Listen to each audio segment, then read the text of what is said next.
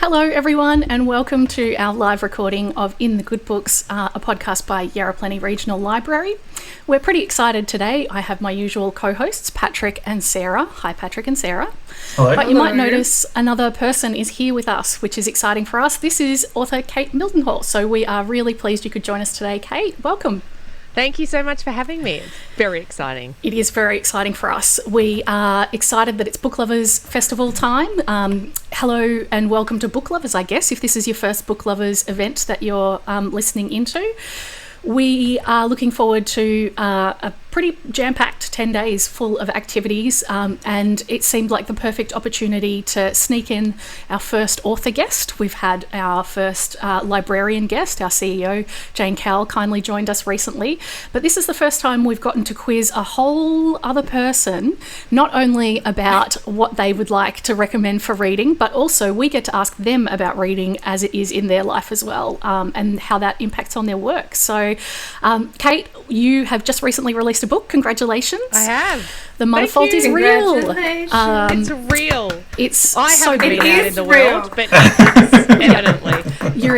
It is in so many people's houses, I'm sure plenty of which you'd like to visit. Unfortunately, I would. Can't do it. That's okay. Yeah, but a little piece of you is out there. Can you tell us a little bit about The Motherful? What is it? What's it about? I can. So heaven knows a lot of people have tried to categorise it as a genre, and I don't think we've got to one yet. Literary thriller, dystopian, domestic realism, I believe it's somewhere in that kind of world. So The Motherful is set in a near future Australia, which feels particularly near at the moment, given our current situation. It centres around the character of Mim, who's a woman who's been at home raising her kids for about 10 years. She's pretty jack of it, and her husband goes missing in the opening pages. He's working a FIFO job in Indonesia and he disappears. So the story is really Mim trying to work out where he is, what's happened to him. She goes to the governing body, which is now just called the department, and they kind of threaten her that she needs to shelter in place, for want of a better word, and they threaten to take her kids away if she doesn't do that. So off she goes on an adventure to both find her husband, but really to keep her kids safe. Yep. I really loved starting in this book. I felt like I was thrown right into the action pretty straight away, and there was high stakes right from the beginning, which is such a nice feeling to feel drawn into a book like that. I'm so glad. Yeah.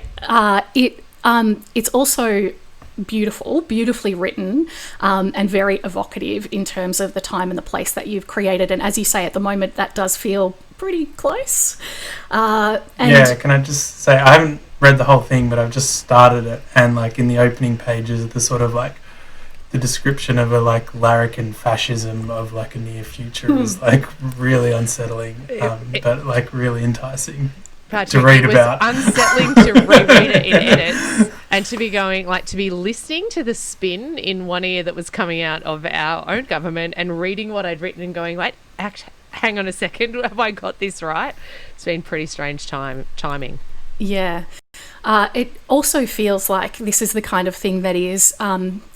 to give you a bit of background, we've been teasing each other a little bit about what we read in lockdown.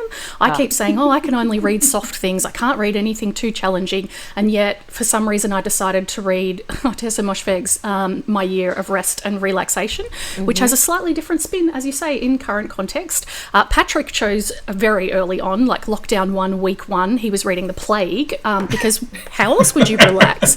Sarah, did you read a particularly... on the point one? I can't remember.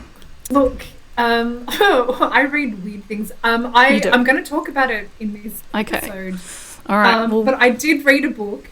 I like to read things that are super creepy. And involving children, the creepier the better. And so I'll talk about it more later. But yes, let's just say it involves, oh my God, involves Moira and creepy children. Anything like that, Kate. That's what I read in the pandemic. Yep. You know, I totally get the idea of leaning into the pandemic, though, because I read Station 11 for the first time, Emily St. John Mandel, and, you know, amazing. Yep. I feel like it gives you some tools. Well, that was what I was going to say. I actually think this book really is quite, it seems like a strange thing to say when we just talked about the tension being ratcheted up and how it's a bit, whatever, but it was always comforting to read something that helped me to sit with some of those feelings and about where we are at the moment, and how all I could imagine was you writing it and thinking that this book was placed quite a way in the future at the time that you were writing it, and then just how fast we seem to have accelerated to my gosh. some of these points is both shocking, but it's comforting to somehow have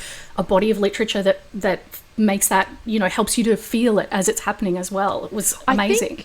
I think I love that you say that, Lefa, because I think there was this sense, obviously at the start of this year when I knew it was coming out and everyone's pushing books around, I'm like, shit, no one's going to want to read a book about, this terrifying near future. But then as we listen to all those press conferences and at those moments, those weird moments where you're like, is this like the moment where we fully begin to panic? Is this the moment that I pack the bag and I head out bush with the kids, and trying to go, hang on, no, that would be a crazy thing to do, and just sitting with that tension. And I think the feedback that I'm already getting from readers is that women who are parents, it made them feel strong. It made them feel like, I can do this, I can be this kind of gutsy hero. So I'm liking that that's where it's landing at the moment. Yeah, and also I think your book really well reflects that sometimes being the hero is about, I don't want to use the word drudgery because that makes it sound like I'm saying the book is drudgery, but what I mean is the everyday, you don't realise all the tiny things that build up that you have to endure and that you have to work your way through. Oftentimes when we've thought about emergencies that we face, particularly even if you're thinking about it I'm a parent now, oh my God, if the zombies really did come, I can't just give up anymore. I've got 2 kids. I care whether they live. I know I'm not surviving the zombie apocalypse. I'm just too scared to do that. But I've got kids. What am I going to do? And these sorts of books show you that actually, in this case, and I'm sure it's actually true for a lot of people who've lived through other kinds of emergencies or things you don't see coming, it's less about an initial moment and more about all the afterwards and what happens as you're surviving it, which is... all the afterwards. Yeah. Totally. And also that when the zombies are coming, and they're coming, right, and you're doing the, protective thing, but the kids are still fighting behind you. Right. And you're still having to get... someone needs a wee. Yep. And someone can't find their socks. Yep. And I think that's also been the joyous thing of talking to people about it during a pandemic when so many people are obviously stuck at home with small children and being like, gosh, I'm going to go mad, and yet I'm doing this to keep everyone safe. So. Yeah. Well, that absolutely comes through in the book, and I loved that part about it. One of my my kind of interest points about the book too was in feeling, like I said, it really evoked a time and a place. We mostly talk about reading more than we talk about writing, but I'm wondering for you, what kinds of tools help you to evoke that for you? Is there music that you listen to? Is there a particular mood you set out with? Is there something in particular that kind of draws you to creating it? That's so interesting. I don't know if this is the same for you, Sarah. I can't listen to music when I'm writing. I have to have silence. No, I need music. However, I do it thematically, and it has to... I only listen to music. I'm a bit weird. So it can't really have lyrics. I just need pieces of music. And I will listen to that same music on a loop literally over and over for years on end. Wow. Just to evoke, because it puts me, it's like muscle memory, I guess. And so it puts me straight into a thing. And then once I'm done with the project, I cannot listen to that music anymore. And then I just have to move on because I've listened to it so much and I feel the feeling. So, and then there's at one stage I guess in the creative process where I do need that silence. I can't listen to anything, but especially I guess that composting phase in particular, and thinking and searching for feelings and ideas, and and the questions that you keep coming up as a novelist about what do I want to give the reader, what do I want to give myself to kind of explore. Music is essential, but it can't I can't have lyrics in it. Although having said that, I'm now listening to a song because I love Kate Bush so much. It totally has lyrics, but it's only a small little thing, and I just have to pretend Kate's not there. I'm worried about you having to sacrifice to your Kate Bush, though. If you can't listen to it afterwards, what are you going to do? Here's the thing. I make an exception for Kate Bush. Look, she'll be... I feel like that's the right exception to make. Yep. If you're going to make things. So, yeah, but I can't do the music. I kept a journal this time. Yep. That's a very big, bulky kind of a thing, 150,000 words ish. And I did, in terms of mood, like I jumped on a yacht to be able to write the yacht part. Yep. Which what it did, I took so many notes and so many photographs of that time that certainly to write that section of the book, all I had to go back into my journal and I was right there again. So that kind of stuff was really helpful to keep me going. Yeah. I know, Sarah, you use images too. Like you have a whole kind of, image section. I think, and the one thing that I think is really great about artists in general is how you very much want to create your own world, but we can only do that because we share it with other people who similarly want to do that. And so I'm sure, just listening to Kate, it's like, yes, I read this person or I see this image and it's not it just does something inside of me, and the way I'm going to interpret that is therefore going to come out on the page in a particular way. And I just think people, and I guess the thing that's been hard about the pandemic is it reminds you that humans are such social creatures. Yes. We need each other, and not to be near each other is a very difficult type of thing. And so this pandemic, like I've just been longing to touch people, but also just to kind of talk at someone's face and go, tell me what is inside of you, because I need to know it, because I need people, I need input, because it's a lot. Kate, I was going to ask you, like, when you were writing the Motherful, how, I'm going to say exhausting, because it is a marathon to get through, but like at what stage we go, I actually can't do this anymore because it's such an exhausting thing. And I was wondering if you could talk about that, because that is often something that kind of stumps people when especially when they're getting into writing or attempting a bigger project. Yeah, I absolutely had that moment, Sarah, numerous times. And I think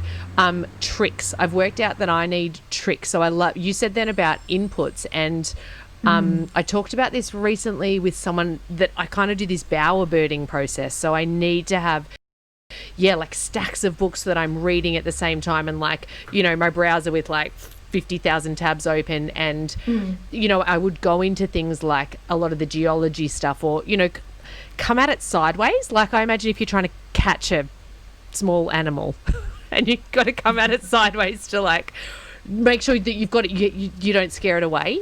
That's how I came at it. At one stage I retyped the manuscript. Wow. Charlotte, I was doing a mentorship with Charlotte Wood, who was amazing, and she recommended it. Someone else had recommended it to her, and it was this idea that so I printed it out. So I had it next to me. I wasn't trying to do it from memory or anything, but anything that you can't bear to retype, doesn't have a place in the manuscript. And that was I did it on a retreat, so I wasn't kind of having to go out and do normal life in between it. It was a physically exhausting process, but it was really interesting. It was really interesting for my own creative process to see how many times I was like, oh, I should put this in, but then I found it already in the manuscript, and then what I let go. And it was like a different part of my brain. It was like doing maths or something. Like I wasn't creating, but I was making sense of what I already had. So I think that was a useful thing to get back on. At times I just thought I'd outsmarted myself, honestly. Like, I don't know if you've had this experience, Sarah, but I just thought the book has got too smart for me, and I don't actually have the intellect to resolve the story that I've set up. And so then also a lot of Netflix, a lot of like spy dramas and crime and like massive, that bit of The Bureau. A whole lot of that is what I was then doing. I love that theory. You mentioned just there that you do a lot of reading and stuff, and I don't know if you know this, but we're pretty into reading over here. We like it. We like talking about it. I've got a stack of books here to show you. Oh, please do. I'd love to know what you were reading, or like what kind of, influences you pull in. Yeah, so these are the books that really influenced the writing of the Motherful. Just mentioned Charlotte, and of course Natural Way of Things was a key one, and it wasn't content so much, it was process. So I'd heard Charlotte talk about the fact that she had the idea for the story, but she wasn't sure what form it was going to take, and that just that so interested me, because with the Motherful, I knew that I wanted a woman and her kids on a boat leaving Australia, but I wasn't sure how to do the story. I didn't know that I could write a dystopia. So that's why I contacted her, and that's why she's on my list. And then people like James Bradley and Clade was another one that I read trying to work out what that near future was. And then, oh my goodness, this book. Oh, I haven't read it. Robert Mcfarlane's Underland. It's nature writing. I say it like that's something bad. I love nature writing, but it's a book about, it's non-fiction. It's about his journeys into like caves and tunnels and all this amazing stuff. I've read the book and I listened to it when we travelled around Australia last year in the car. It's just phenomenal. It's phenomenal. And that, along with Annals of the Former World, John McKee's massive tome, which is like the history of the American continent, the geology of it, how it came to be. That's the kind of stuff that really got me excited about using geology as a metaphor and having the characters have that aspect to them. So totally got into my nature writing, and I've dropped one, but I'm going to grab it. Do. This gorgeous yellow book, Sarah. Sarah. Like you will have read this one, The Cost of Living. Just some of that. The Mim, the character of Mim, I kind of wanted to put everything that I think right in this moment and that I have thought up until this moment about marriage and motherhood and being a woman and the things that we lose and the things that we gain and just the whole thing. And someone like, Deborah Levy is just a goddess, really, of the word. But being able to see that kind of truthiness that she gets to about the experience, and that it is both wonderful and terrible, both. That's what I took from her. Well, that was a perfect place to end, not just because Sarah's going to have kittens in the background and is really excited to have someone holding back bring her up, but also because the reason that we chose the survey that we're going to do today is because we thought you and your work was actually a perfect fit for our member, Catherine, and the number one recommendation is your book, because I think she will love it, but also because we felt like some of the themes and the subjects of your book and the kind of the things that you get into in your work will also be the kinds of things that have led you to look for books that would suit her reading needs too. So we'll do our I'm glad you get to see this live on video, people. This is usually just audio and people don't get to see the magic that goes into creating and stepping into character for Sarah and Patrick. One of them will transform into a computer in front of your eyes. The other will transform into Catherine, who we have never met. Well, I actually have met Catherine. I happen to know this member, but the others have not met her, don't know her, but will embody her and her desperate need for some really good books to add to her to-be-read pile. So go ahead, please. Magic time. There it is. So, are you interested in film or book recommendations? Books. Describe your current reading habits. A lapsed reader, often time poor, but love nothing more than a pot of tea and a delicious read. Describe your current film watching habit. The occasional TV series and film. Would you like to read outside your comfort zone? No. Would you like to try a new format? Yes. Lately, I'm in the mood to read books that... Spiritual, gender studies, psychoanalysis, psychology, Australian writers, fiction, parenting and politics. And list 3 of your favourite books or authors and why? Drusilla Modjeska, A Most Exquisite Turn of Phrase, Lily Brett, Raw, Funny and Authentic, and Helen Garner, for so many reasons. List 3 books that you have not enjoyed and why. Anything with poor syntax, most things on the bestseller list, they rarely feel relatable. List 3 of your favourite movies or TV shows. Frasier and The Colour Purple. Oh, what else would you like us to know? I hate fantasy and sci-fi, but I'm open to anything that surprises me. Now that's a dangerous invitation for Sarah. I'm open to things that will surprise me. Sarah could take that anyway. You never know. I do take it anyway. Yep. So we love a good survey. I think there's lots to dive into in this one. Kate, we're going to encourage you to go first as our guest today. Oh my gosh. Please, I'm so excited. Tell us what 2 books really made you think that they would be the perfect reads for Catherine. Well, I love that you said 2 books because obviously I wrote down 8 obviously. Just to make sure, as we all just do. in case that there was any that we doubled up on. Yeah. So now I'm going to have to quickly go through and work out which ones I'm going to say. But I would say that the first thing that came to mind was Charlotte Wood's The Weekend. I thought that would appeal to Catherine, that it's got, and I think it was because I saw the names of the authors and I thought, yeah, if you're going to go Helen Garner, Lily Brett and Drusilla Majeska, I think you're going to be a Charlotte Wood fan. And I think also The Weekend is just, it's got that kind of personal political in there as well. So I thought that would be a good pick for Catherine. Yeah, I like that a lot. Great, excellent. I'm so glad. And I had to just hang on that most exquisite turn of phrase because I loved that.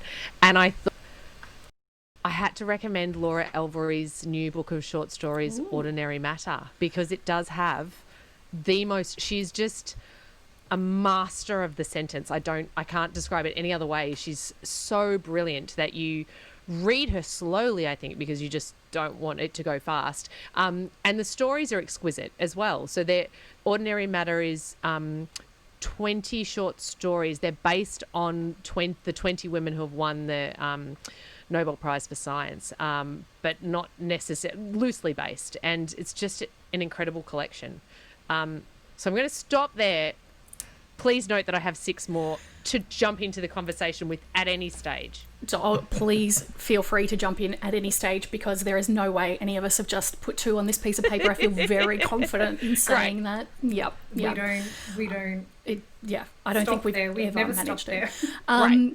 And I'm going to jump straight to Sarah because I really feel like, I don't know, I've got some predictions about where I think this might go, but we'll see whether we're surprised or not. Imagine my surprise and utter delight when I got Catherine's, because I knew exactly what to give Catherine. Kate, you have come to the best day of my life. I threaten to do this on the podcast all the time, and I normally do. And in real life, in librarian work, and just in human work, I recommend this book all the time. But my top pick for one Catherine is Hot Milk by Deborah Levy. I recommend this book every single time. I love this book so much. I also love the book. It's here behind me. See, it's not just me, Patrick. It's not just you. Yeah, no, I like Deborah Levy as well. Well, I feel like I'm attacked all the time. But to be fair, I recommend this book for the times when you shouldn't recommend it. It's like, because, Lefa will say, that's not what they asked for. I'm like, yeah, it is. Yeah, but you should still read it anyway. It's then not to love. Hard to argue with. You've got mother-daughter relationships. Yeah.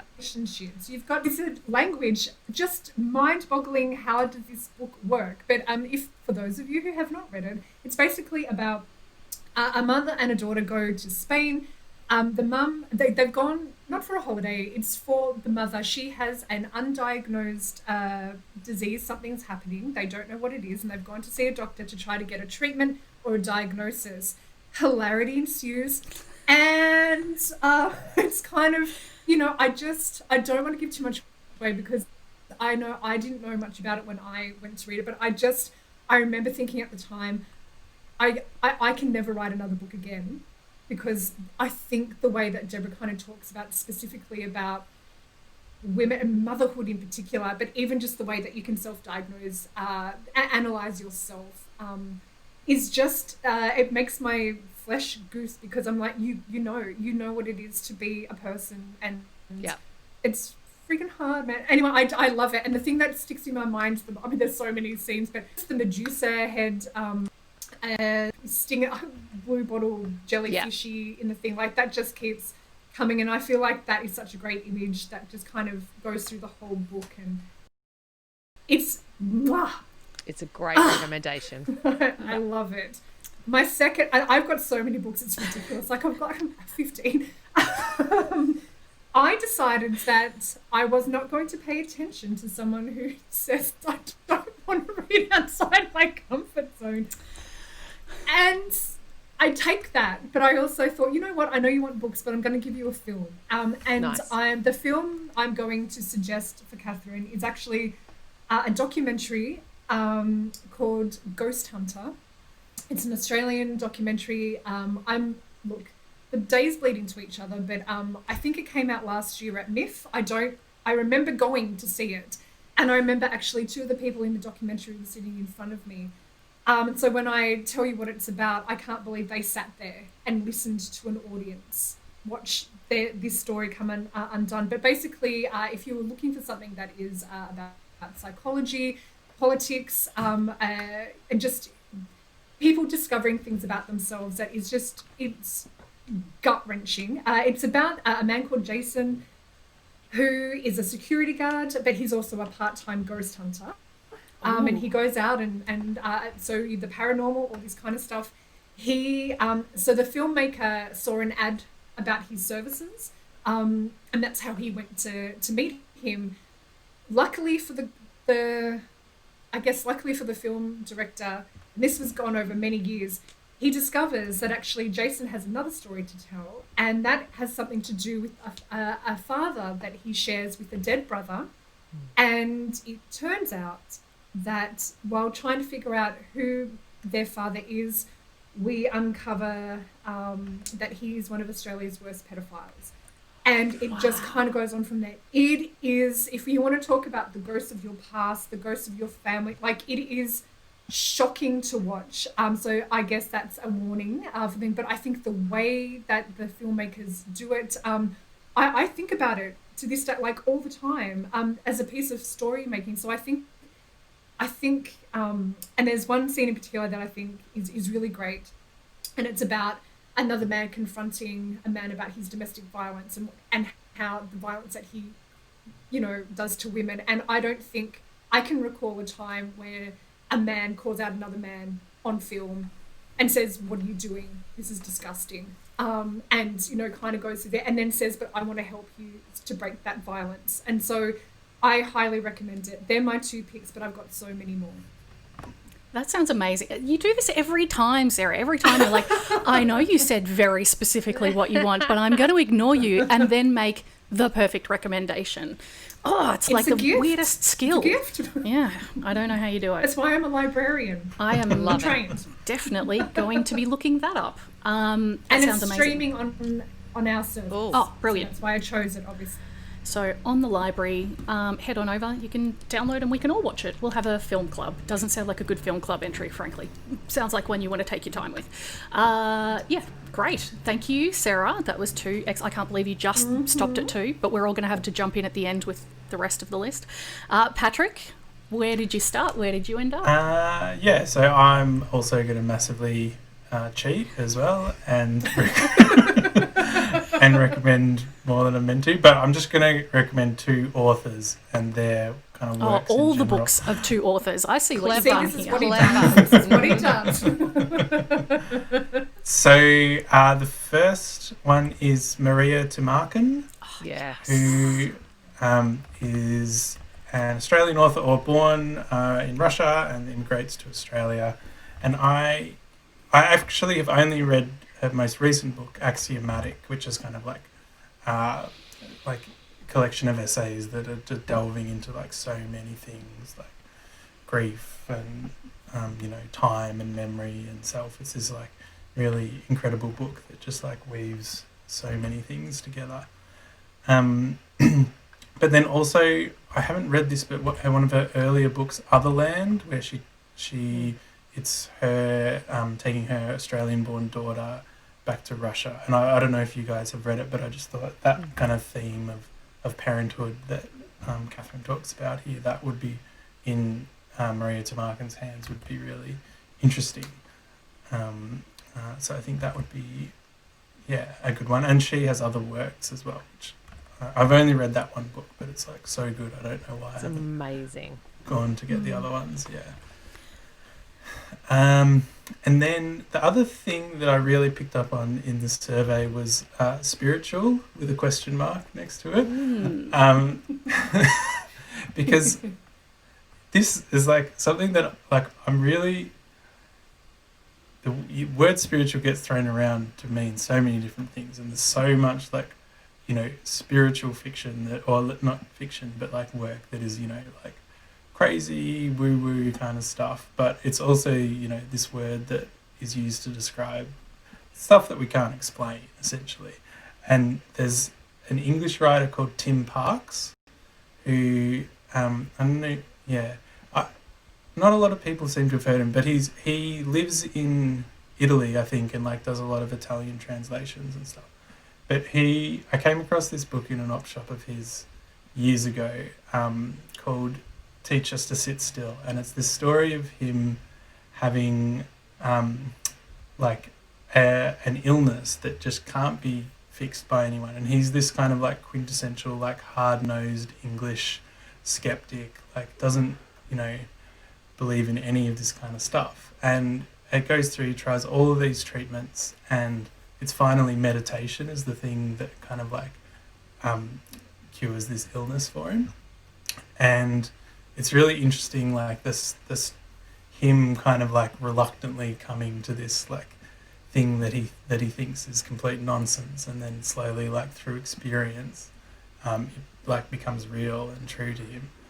And so that was like really interesting book to come across. But he's recently wrote a book about consciousness, which we don't have the other book in the library, but we've got On the Trail of Consciousness, which is his recent one, and he sort of applies the same method towards, you know, the concept of consciousness. And the opening pages of the book is like him describing lying in bed, trying to describe what it is to be conscious, and he talks about like the edges of your vision. It's like, what is that? Like, it's not a line, but when you move, like it moves and it fades in and out, and just like he just like applies that kind of thinking all the way through. So that, from that one word and question mark at the end of it, that's kind of like where I went. I love it.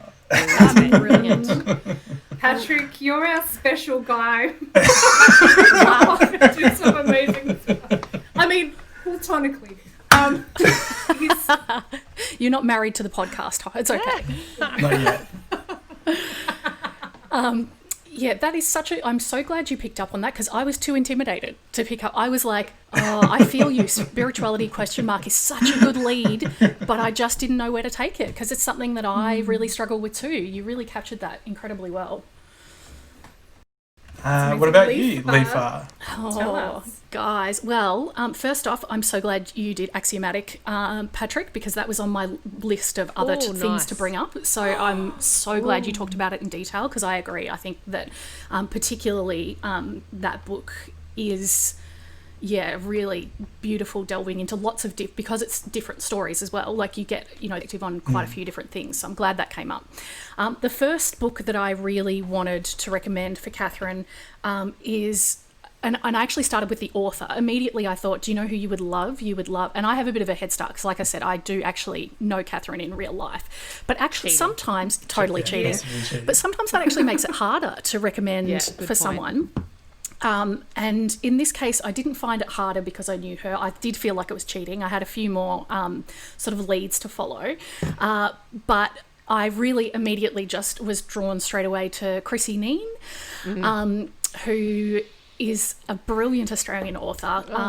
And so good. I bounced around about which one of her books would fit Catherine really well, and I ended up on Affection, which is from 2010, so it's 10 years old now. It reads like it's from today. It's a memoir about Chrissy's life, in particular her kind of earlier years, sort of through her teens and into her early 20s. It's a really beautiful exploration of psychology, of sex. It's incredibly sex positive. It talks a lot about the role that sex, relationships and emotions have on your development as a person, but also your ideas about them and how they may or may not meet your reality as well. So the life you end up living might and might not always reflect the politics that you have in terms of your own, kind of choices and the actions that you take. So I love this book, and I really think Catherine will love it as well. But in general, I think Chrissy, God, she's such a powerhouse of a writer. She is a powerhouse. Total powerhouse. Yeah, it kills me. Every time she has another book coming out, I'm just delighted. Like, it never matters what the topic is. It never matters. No. She's just one of those authors that it's like immediately on my best list. Yep, straight to the top of the pile. And she even made me read poetry. She wrote an amazing book of poetry. And I've talked before, I think, on the podcast about the fact that I struggle to get into poetry. I'm a really impatient reader, and it's something I want to be different for myself, but I've struggle with it.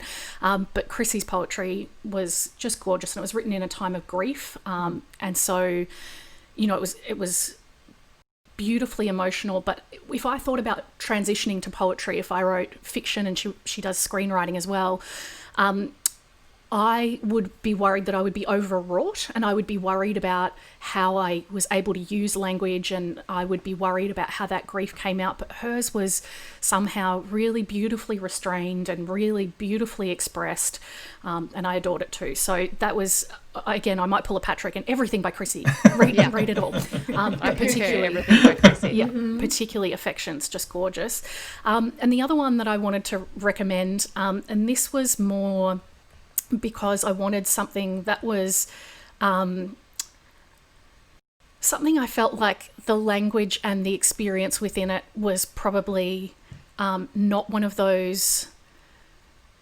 I'm not expressing this well. I'm just going to jump into it. I recommended Too Much Lip by Melissa Lukashenko, which is a few years old. It has rightfully won awards from here to Kingdom Come, which is brilliant, and it is an absolutely beautiful book. What I love about it is how beautiful the prose is, when essentially it is quite about everyday life, and it's about the life that you're living while there are big things happening in your world, and maybe you have a limited amount of power about that, or you feel constrained by certain things within that. So what I really felt about this book, and the reason that I really wanted to recommend it, is because I feel like some books stand out on a macro level. You stand back and you look at the picture that it's painted and you're like, beautiful, lovely, it's gorgeous. But when you're in the weeds of it and you're looking in the micro level, you can see what it's doing and you feel as it's going to create this big picture. Whereas in this book, the micro, you feel like you're really invested in the story, you're really following what's happening to the characters, and the characters are so well drawn, and you really feel for them and you emote. Like, I would feel this tension at certain points, or I would feel this sort of overwhelming nostalgia or grief, or whatever was happening with the characters. Really, it had a physical feeling inside for me. But then when you do step back and you look at the macro, you look at what she's built, and it's not just that she's built a lovely story. The story as it comes together, and the metaphor and the overall picture is just, it's perfectly drawn. So I wanted to pick something where it wasn't just a particular element that I thought would stand out. It was actually what's drawn out of that whole picture I felt like she would really enjoy. So that's my recommendation. I think I've never read something that felt like the characters were so true before. Like, it's hard to believe that you've drawn them from somebody else. They're so well articulated. So that was my official 2 recommendations for Catherine. I love it. So is good. Is the bit where we get to jump in with more? Oh, let's do it. Let's compare lists and find out. Do you know why? Because I had all these ones written down, and then I've added scribbled more other ones as I've been listening, because you all sounded so smart and amazing while you were recommending yours, that I was like, oh well, I've just got to recommend some more. But the one that keeps jumping up into my head that I really do want to recommend, and I know you've got it in the library because I borrowed it from the library, is The Need by Helen Phillips. Oh, I haven't read it. Kate, I think Sarah liked that. We need to talk about it. Everyone needs to read it. Everyone needs to read it. So she's not an Australian writer, and I don't know how it came up on my radar. It could have been you, Schmidt, or it could have been Jane Rawson, or Justine Hyde. Or it could have been Justine Hyde, or maybe Jacqueline Krupi. That's who gave it to me. But anyway. Right. Okay. Incredible book, and it's about a woman who's had a baby, and she's in the... What would you call that zone? She's in the zone. She has a toddler. She also has a toddler, and she's an archaeologist. And I think that this is okay to say. This is the premise of the book. They're doing this big dig, and they start bringing up these household kind of items, normal items, but there's this slight oddness to them, like a Coke can, but the lettering slants the other way.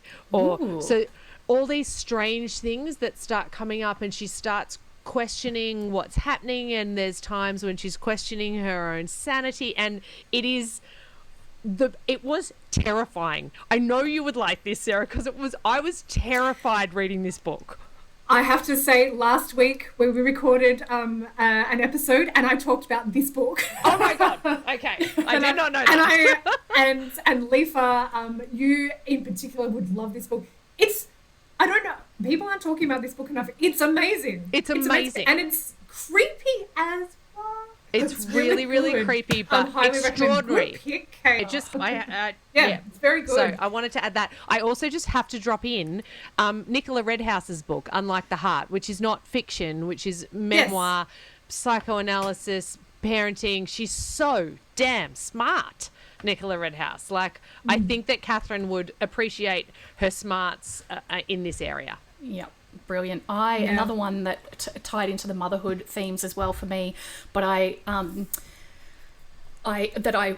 just absolutely believe you should always read, but is maybe a be careful when you read it recommendation, is Things That Helped by Jessica Friedman. Oh, yes. Which destroyed me in the best possible way. It came out after I'd had my second child, and I'd had postnatal anxiety and depression, and it's a memoir. It's written about Jessica's life and her own experiences after having her child. And it was so visceral, like there's one bit where she's describing the sun moving across the floor, like the sunbeam. And it put me right into that space, which I know can be tough for people. Yeah. But, it definitely at that point it was too much. Like I had to read it really slowly, and I had to go back to it later to finish it off. I didn't get through all of it, but it was so worth it to feel so seen and to feel like someone has stepped inside your body and described your experiences like that. Oh, just blew my mind. So that's another one that I kept going back to too. I think, actually, while we're here, one of the books my second of many books, but one that I would really like Catherine to read is On Earth We Are Briefly Gorgeous by Ocean Vuong. Oh my God. If she wants exquisite writing, poets should write more books, is what I'm saying. This book is amazing, and it's so... I just felt like I was getting punched all the time because, apart from the fact that the writing is amazing, but in and of itself, it's basically a letter from a son to his illiterate mother. So just that premise alone, the letter, and about the experiences of trauma and war. It is fictionalized, but it's very much based... I want to use the word, what's that word? Autofiction, kind of, that kind of thing. And I remember... I don't know, I haven't read too many books like it. It's quite extraordinary. So that's another book I would really like Catherine to read if she wants that. Yeah. Patrick, you're keeping very, how restrained are you? You're like, you guys just lose your stuff over there.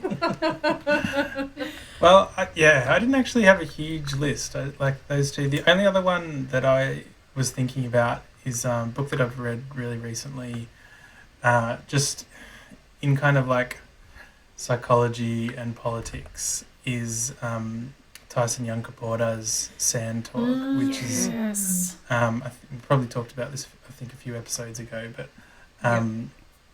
so just such an important book I think that's come out recently. And the premise of the book is that people like look to Indigenous societies, and their idea of Indigenous knowledge is like very much based in, you know, what plants can do what, or like how to cook a certain type of animal or something. But this book is about like Indigenous ways of thinking about politics and societies and parenting, like all of these kind of things come up, and kind of like how they could be applied to the world we live in today. And it's like really, really fascinating. I massively recommend that. I found Catherine is set. Yeah. I feel like Catherine is set She for the really next is. few months. Like, Yeah. this is an She extraordinary really is. reading list. It is. The thing that I love about that recommendation too, Patrick, is we often hear people talking about trying to decolonize your thinking, or, you know, to decolonize the approach that you have to different things. And that book is one of the first ones, I think, that actually makes you realize what colonization has done to your thinking. Like, it's so ingrained in us in Australia as white Australians that we do not understand what that is and what it means. And it's definitely something I'm grappling with, and this book really helped me to grapple with it. It helped me to understand just how entrenched that thinking is, and that it's not structural. Like, it's a structure, it's not actually inherent, it's not the way the brain works, it's not the way whatever, it is entirely created. And that was hard. And one of the other things I love about it is that Tyson Yunkaporta says at the start, you're not going to get this on first read. I'm writing this to challenge you. I want to challenge you, and you need to be challenged, but you're going to have to come back to this a few times, and that's okay. Like, you don't have to try to get it all in one. Come back to it, put it down, you know, do what you need to do. And so I still haven't finished it, because I have had to put it down sometimes and just be like, I need to get my head around that. And then come back, and sometimes I reread a little bit, and sometimes I go forward a little bit or whatever. So yeah, I think that's really important. I mean, you spend your whole life kind of like building the structure of like what you think and how you like see society, and obviously, you know, it takes a long time to kind of like move beyond that and deprogram yourself out of like those ideas. Yeah. And then to start recognizing how it plays out in your life is like a whole other challenge. Oh, it's a lot. But yeah, I'm so glad. Again, I think we should mention that book every podcast episode. So basically from now on, it's just all hot milk and Tyson Yunkaporta. Sand talk. Yeah, that's it. Hot milk and sand talk, that's the name of your podcast. Oh my gosh. You guys have got It's it. great. It's going to be great. We really do. It's going to be great future Can I for us. mention one more thing? Please. I would like Catherine to watch Mulholland Drive. That was my second film pick. I had two film picks. Mulholland Drive is one of my all-time favourites, because if you want to psychoanalyze a film, that one, you for years. She should watch it. Yes, I know David Lynch is problematic. I grapple with this, but I like that film. The end. Yeah, I'm very pleased about this. Also, we will do a wonderful public service by wrapping up, obviously, everything we've talked about. We create an individual book list for, and you can go onto our website at yprl.vic.gov.au/in-the-good-books, all one word.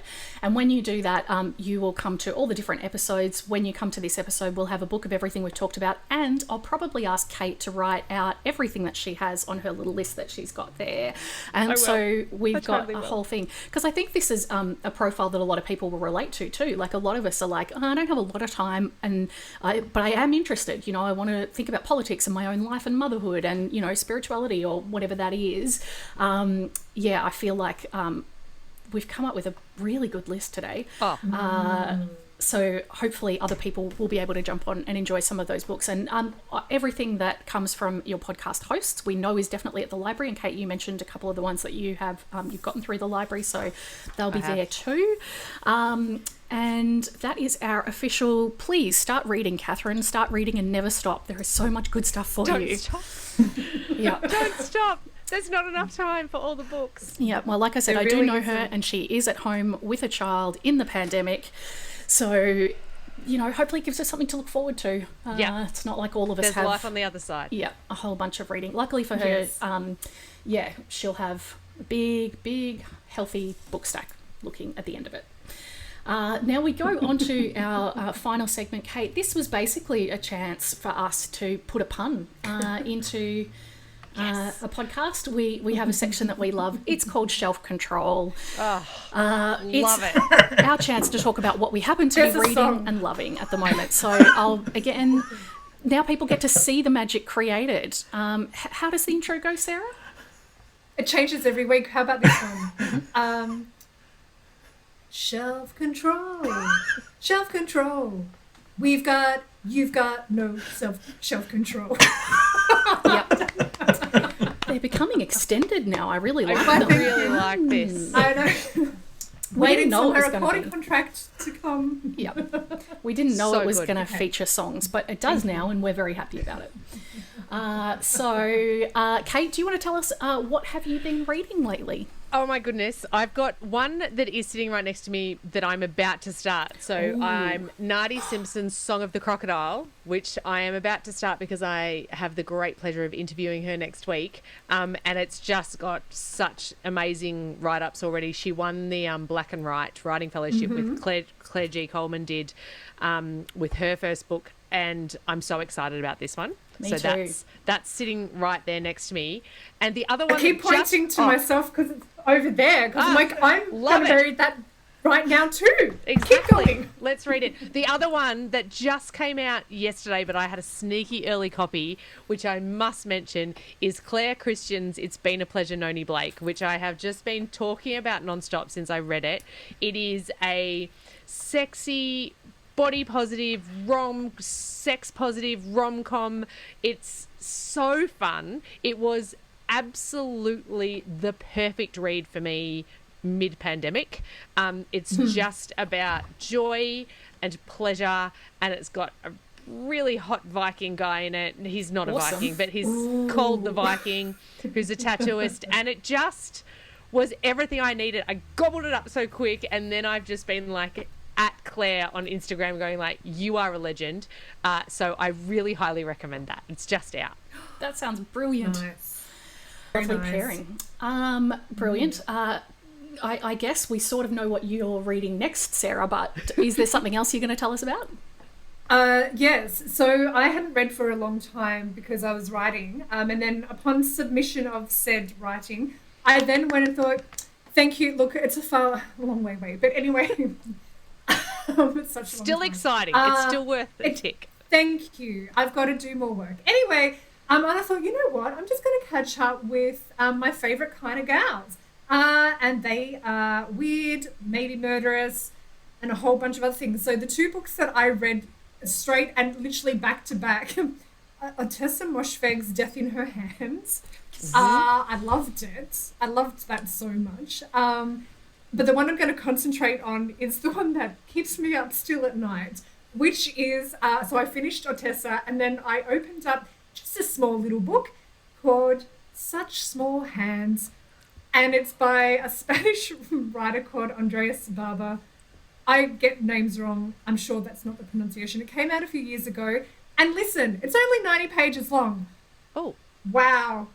Oh, yeah. But it's not something that I had to have a break. But essentially, it's about a little girl called Marina whose parents die in a car accident.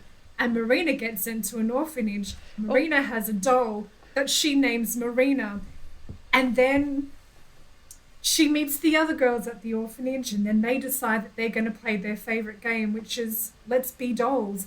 Anyway, oh my gosh. when I got to the end of that book, my cat was sitting on me, and because I hate her, and I picked her up, and I looked at the cat, and I said, Pied, I didn't like that, but I loved it at the same time. And then I threw her across the room, and then because it was so frightening, I then went and I can't stop thinking about this book. It is unpleasant. It's the best book, one of the best things I've ever read. It is based on a real thing, though. It's inspired by real events. No, that's in much worse. 1960. All I will say this because I didn't want to know anymore. But I was reading some reviews from a couple of years ago, and it's based on a thing that in Brazil in 1960, a group of orphaned kids killed another girl and played with her body parts for a whole week. Oh my goodness me. The end. Anyway, that's what I read. I submit and I read that. I think this is like the most classic Sarah recommendation of all time. I feel like I really know you. Yeah. Now. deeply terrifying, strange children. Yep. I live for that stuff, but also I do love fun joy things. Like last week, I talked about the Babysitters Club. Kate, True. you know I love the Babysitters Club. Anyway, that's what I've been reading. I love it. Yep. What a journey. Babysitters Club. Tiny children. Oh, dear. Okay. Patrick, can you help us move past the terror that Sarah has just unleashed? Yeah, well, I feel like it's good that we have this segment at the end because we often talk about books that we would never recommend to anyone else. It's true. Kind of what I'm going to talk about now. I'm reading a new book that's just come out from Yanis Varoufakis, who is like the former Greece finance minister, who was in the left-wing government Syriza, who like and then he ended up leaving, and it was during all that Greece's sort of like financial crisis with bit, during the financial crisis. So this book, it's called Another Now, and the premise is that it's set in 2025, and the premise is that people in that reality manage to make contact in a parallel universe with a world who the splitting point is the 2008 financial crisis, and that the other world goes off, like they reform the banking system, and so that's the like point where society changes towards a more not exactly socialist but sort of like socialist type kind of world. And it's like it's a sort of political fable / science fiction. It's cool, very niche in my area. And it's right up your alley though. Yeah. Especially because it's like it fits in. Like, I'm starting to a bit more of, but like there's an idea, right, that all like future science fiction at the moment is kind of like dystopian, like your book, Kate.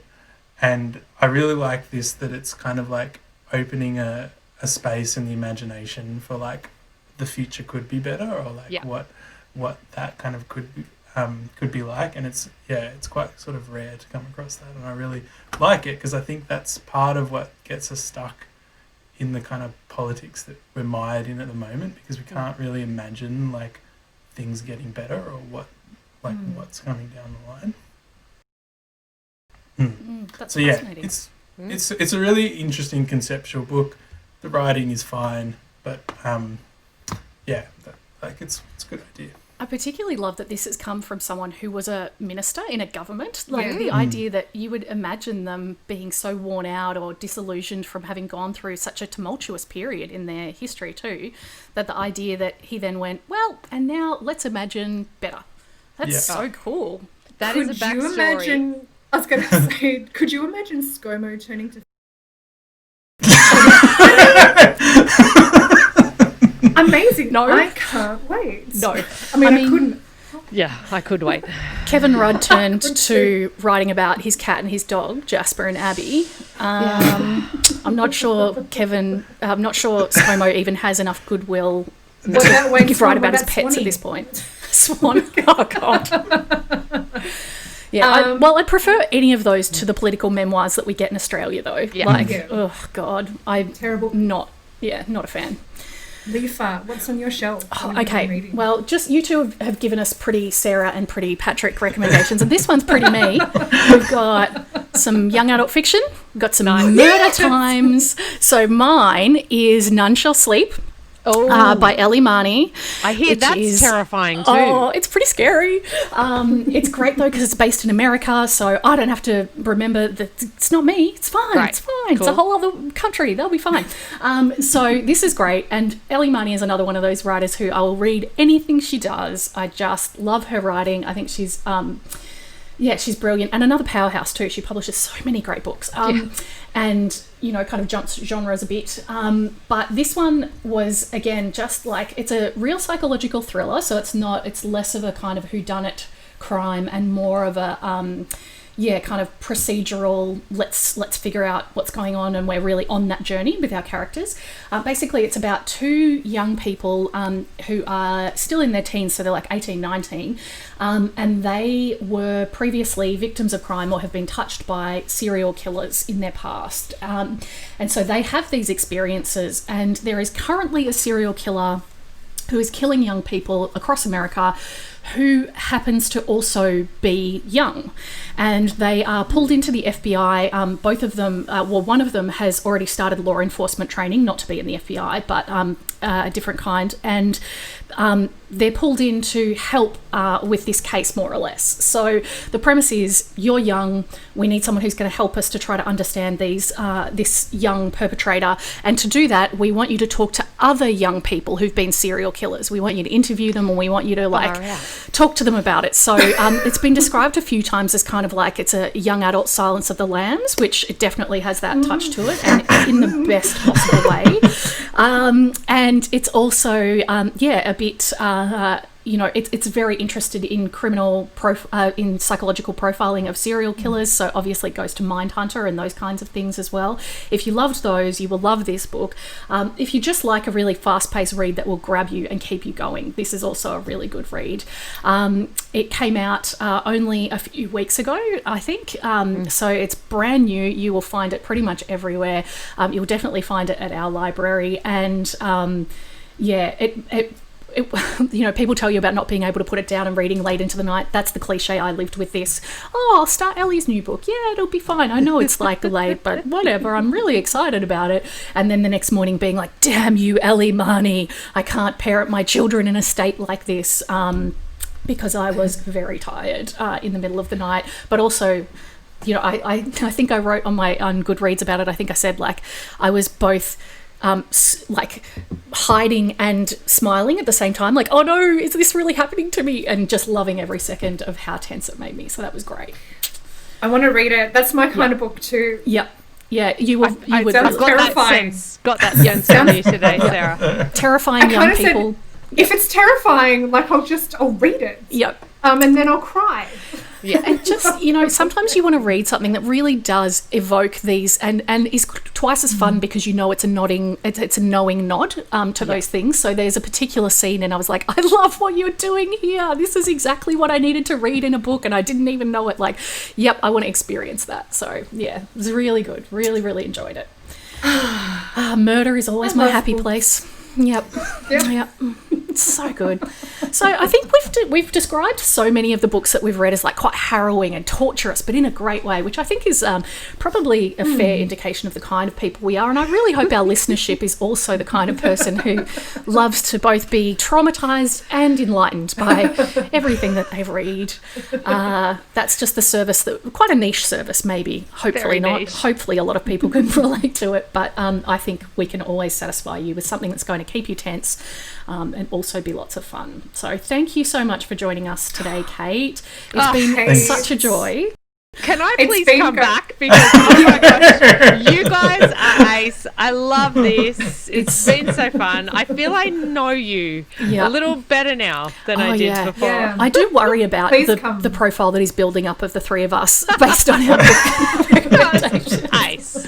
Maybe played in court someday. The other thing I wanted to do, Kate, before you leave, is please tell us a bit about your podcast. Kate, for those who don't know, has a brilliant podcast. I do. And you can download both of them, have a listen. It'd be great.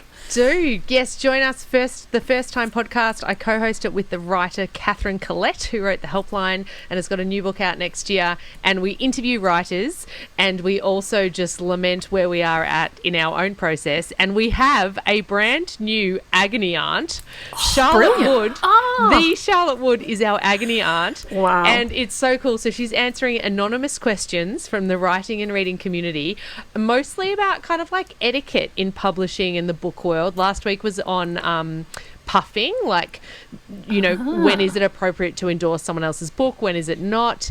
There's been some, when can you leave your agent, etc. So some very cool questions in there. So yeah, we drop fortnightly. Weekly is a bit much. Sarah was featured this year on our Conversations with Friends special series with Fable Parrot, and that is actually our top rating Conversations with Friends, I'll have you know, Sarah. No. Well, listen, that's great. Everyone should tune in to listen to Fable. She is, I love her. She's so, I just, I feel like when her and I talk, that's just the conversation we have anyway, and maybe I only call her just to get her wisdom, and I go, I feel better, and then I move on. I mean, I don't move on, but you know. But she's great. I thank you for letting us be on there. We actually have a recording from Sarah and Fable chatting at last year's book festival. Love it. Booklovers Festival on our YouTube channel. Which perfect. Everything comes full circle, as always. It really does. So now, everybody, we hope that you've got those two podcasts. You've got Kate's and you've got ours happening for you. We are very pleased that you came to join us, Kate. Thank you so much. It was the best possible way to start off having an author come in with us. Thank you for having me. We come back. Yeah. Yeah, please. And also let us do a book valet survey for you too. We also want to do the other way around, where people go, "Come on, give me something." Oh my gosh, I so will. Just have a look at everything I've got on hold at the moment, and then you can work it out from there. Kate, we can't do that because that's actually breaching your privacy. All right. Of course it is. Of course. You can just tell us. Okay. What we can do is do a book valet for anyone who will send it to us. So to do a book valet, which is the survey that we base what we do the podcast on, to do that you can anytime send one in for us. If you go to the website and you search for book valet, it'll come up and it will give you a little form to fill in. You tell us all those things about yourself and what you're looking for at the moment. If you tick the little box down the bottom that says yes, you can use this survey for other purposes, this podcast is the other purpose. I don't think it has another purpose at the moment that we know about, but that's definitely what we want you to do if you want us to potentially bring it on the episode and do it. You don't have to do that. If you just want a lovely librarian to come up with great suggestions for you and email them to you, and you don't want to have to listen to us tear apart every possible book selection for you and put in 50 books, then you can just have a lovely staff member do that for you too. We all really love doing them. Surprisingly enough, talking about books is kind of what we like to do around the libraries, and we're also pretty keen now. Click and collect service is happening, which is brilliant news. It means that people can actually get physical books, so we'll be recommending physical books, but we are still trying to recommend a lot of stuff from our digital collection for people as well, because we know that it is hard if you can't from home, even when you're trying to pick things out to come in and pick up. It's not as easy sometimes as browsing, and particularly if you don't know quite what you're in the mood for, Book Valet is a really great option to get some suggestions and then, you know, pop them on your list and do a click and collect, or just have a look at them from the digital download sections. We've got BorrowBox and we use Overdrive, and you can use that on Libby as well, and those are for ebooks and for what's the other one called? I always go to say e-audiobooks, but is that a real word? Mm-hmm. Yeah, okay. Yeah, it is. See, Kate, I'm not actually a librarian, so I have to ask the librarians for I totally spend my life asking librarians things. Yeah, brilliant. So, yeah, please do fill in a book valet for everyone. Kate, if people want to listen to your podcast, they know they can do that, but you're also pretty active out there on social media as well. Where can people find you? They can find me at Kate Mildenhall, I think, on Instagram or on Twitter. You'll find me there. I'm all over it. I talk all the time. I recommend books all the time. Yes, that's what we like to hear. I want to be a librarian when I grow up. Yep. Well, these two, they're great examples for the trade. So yet again, thank you for listening for us today, and we look forward to coming out with some more episodes, but please do tune into the rest of the Booklovers Festival. Check out what other events we've got. We've got brilliant artists involved, most of whom are from right here in your own backyard, or their project has a link definitely to our local community. So get in there, have a look, see what kind of talent we're lucky enough to be surrounded with, and enjoy your bookish time. Thanks, Kate. Thanks, Sarah. Thanks, Patrick. Thank you, Kate. Thank you, friends.